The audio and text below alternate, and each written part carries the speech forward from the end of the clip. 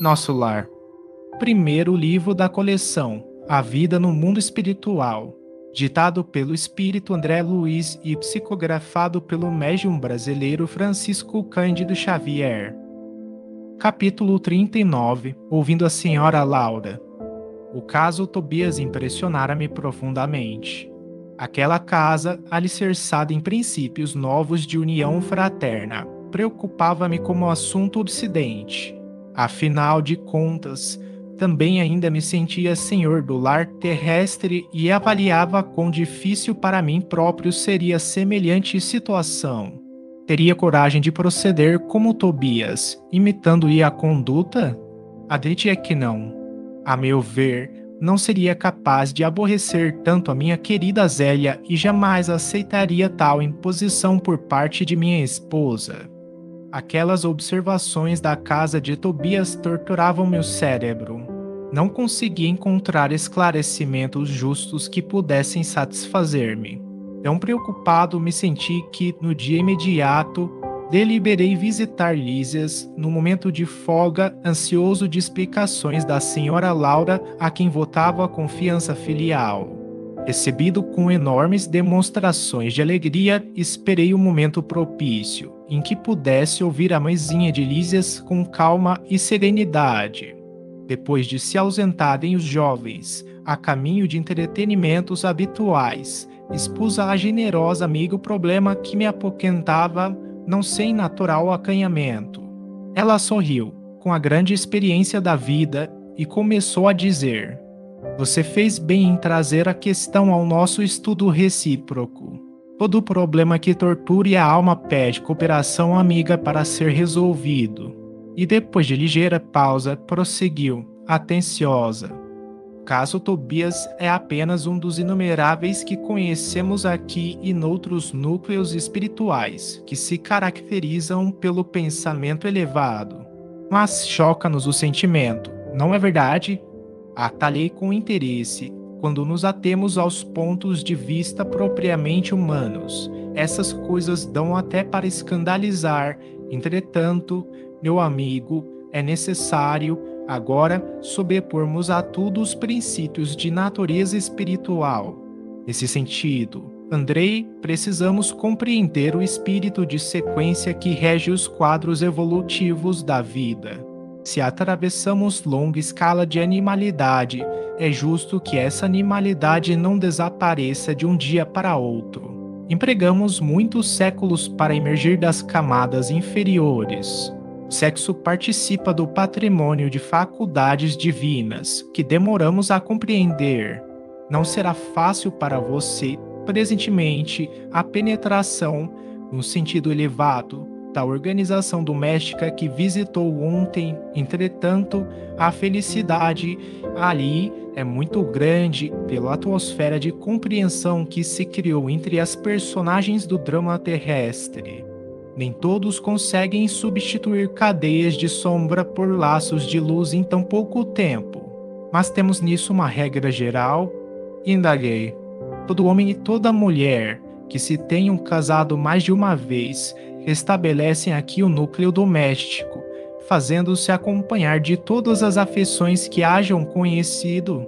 Esboçando um gesto de grande paciência, a interlocutora explicou: "Não seja tão radicalista. É indispensável seguir devagar. Muita gente pode ter afeição e não ter compreensão. Não esqueça que nossas construções vibratórias são muito mais importantes que as da Terra. O caso Tobias é o caso de vitória da fraternidade real por parte das três almas interessadas na aquisição de justo entendimento. Quem não se adaptar à lei de fraternidade e compreensão, logicamente não atravessará essas fronteiras. As regiões obscuras do umbral estão cheias de entidades que não resistiram a semelhantes provas. Enquanto odiarem, assemelham-se a agulhas magnéticas sob os mais antagônicos influxos. Enquanto não entenderem a verdade, sofrerão o império da mentira e, consequentemente, não poderão penetrar as zonas de atividade superior.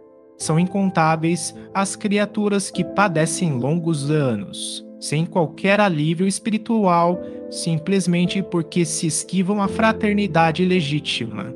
E que acontece, então? Interroguei, valendo-me da pausa da interlocutora, se não são admitidas aos núcleos espirituais de aprendizado nobre, onde se localizarão as pobres almas em experiências dessa ordem, depois de padecimentos verdadeiramente infernais, pelas criações inferiores que inventam para si mesmas, redarguiu a mãe de Lísias, vão fazer na experiência carnal o que não conseguiram realizar em ambiente estranho ao corpo terrestre.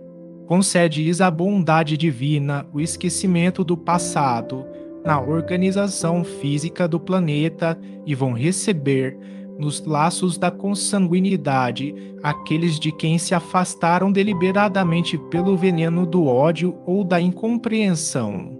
Daí se infere a oportunidade, cada vez mais viva, da recomendação de Jesus quando nos aconselha imediata reconciliação com os adversários. O alvitre, antes de tudo, interessa a nós mesmos. Devemos observá-lo em proveito próprio. Quem sabe valer-se do tempo, fim da experiência terrena, ainda que precise voltar aos círculos da carne, pode efetuar sublimes construções espirituais com relação à paz da consciência, regressando à matéria grosseira, suportando menor bagagem de preocupações. Há muitos espíritos que gastam séculos tentando desfazer animosidades e antipatias na existência terrestre e refazendo-as após a desencarnação. O problema do perdão, com Jesus, meu caro André, é problema sério. Não se resolve em conversas. Perdoar verbalmente é questão de palavras, mas aquele que perdoa realmente precisa mover e remover pesados fardos de outras eras dentro de si mesmo. A essa altura, a senhora Laura silenciou, como quem precisava meditar na amplitude dos conceitos expendidos. Aproveitando o ensejo, aduziu: a experiência do casamento é muito sagrada aos meus olhos. A interlocutora não se surpreendeu com a afirmativa e obtemperou. Aos espíritos, ainda em simples experiência animal, nossa conversação não interessa, mas para nós, que compreendemos a necessidade da iluminação com o Cristo, é imprescindível destacar não só a experiência do casamento, mas toda experiência de sexo, por afetar profundamente a vida da alma. Ouvindo a observação, não deixei de corar, lembrando o meu passado de homem comum. Minha mulher fora para mim um objeto sagrado, que eu sobrepunha a todas as afeições. No entanto, ao ouvir a mãe de Lísias, ocorriam-me à mente as palavras antigas do Velho Testamento: não cobiçarás a casa do teu próximo, não cobiçarás a mulher do teu próximo, nem o seu servo, nem a sua serva, nem o seu jumento, nem o seu boi, nem coisa alguma que lhe pertença. Num instante, senti-me incapaz de prosseguir, estranhando o caso Tobias. A interlocutora, porém, percebeu minha perturbação íntima e continuou: onde está o esforço de consertar é tarefa de quase todos.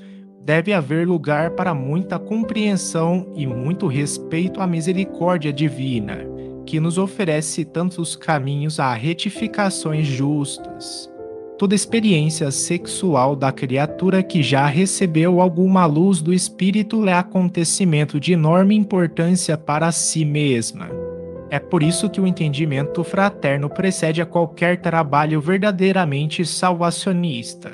Ainda há pouco tempo ouvi um grande instrutor no Ministério da Elevação assegurar que, se pudesse, iria materializar-se nos planos carnais, a fim de dizer aos religiosos, em geral, que toda caridade, para ser divina, precisa apoiar-se na fraternidade.